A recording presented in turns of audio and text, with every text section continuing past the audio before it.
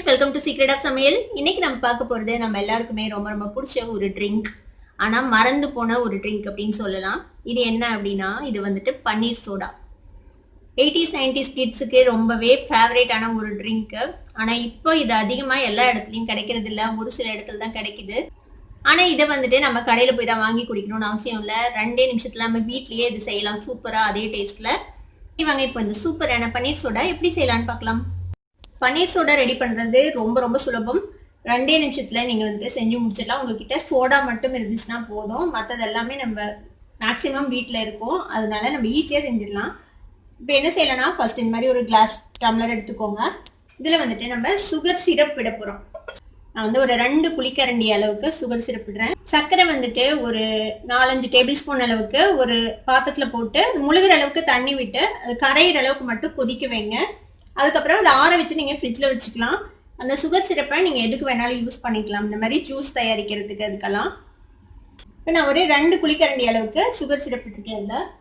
இப்போ இதில் வந்துட்டு நம்ம ரோஸ் எசன்ஸ் விட போகிறோம். நான் வந்துட்டு இன்னைக்கு ஒயிட் ரோஸ் அப்படின்னு இருக்கு பாருங்க. இதில் வந்துட்டு கலர் எதுவும் இருக்காது. 2 டைப் உங்களுக்கு எசன்ஸ் கிடைக்கும். ஒன்று வந்துட்டு பிங்க் ஷேடில் இருக்கும், இன்னொன்று வந்துட்டு இந்த மாதிரி கலர்லெஸ்ஸாக இருக்கும்.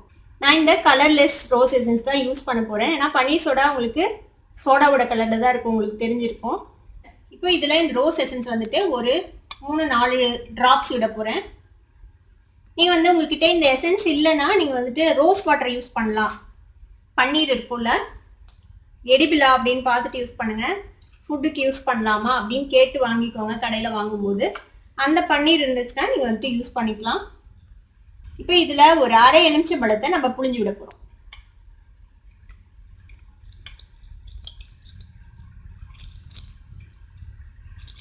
விதையெல்லாம் ஆல்ரெடி நீக்கிட்டேன்.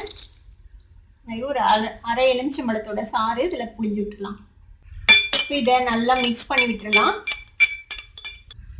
இப்போ நான் வந்துட்டு சோடா எடுத்துருக்கேன், கிண்லே சோடா.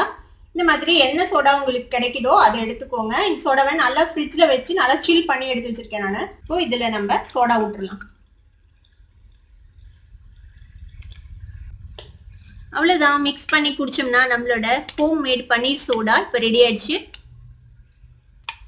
இந்த சூப்பரான பன்னீர் சோடாவை நீங்களும் ட்ரை பண்ணி குடிச்சு பாருங்க. குடிச்சு பார்த்துட்டு எப்படி இருந்தது அப்படின்னு எனக்கு கமெண்ட்ஸ்ல ஃபீட்பேக் கொடுங்க. இந்த வீடியோ உங்களுக்கு பிடிச்சிருந்தா சப்ஸ்கிரைப் பண்ணுங்க, பக்கத்துல இருக்கிற பெல் ஐகானை கிளிக் பண்ணுங்க. அப்பதான் என்னோட நோட்டிபிகேஷன்ஸ் உடனே உங்களுக்கு வந்து சேரும்.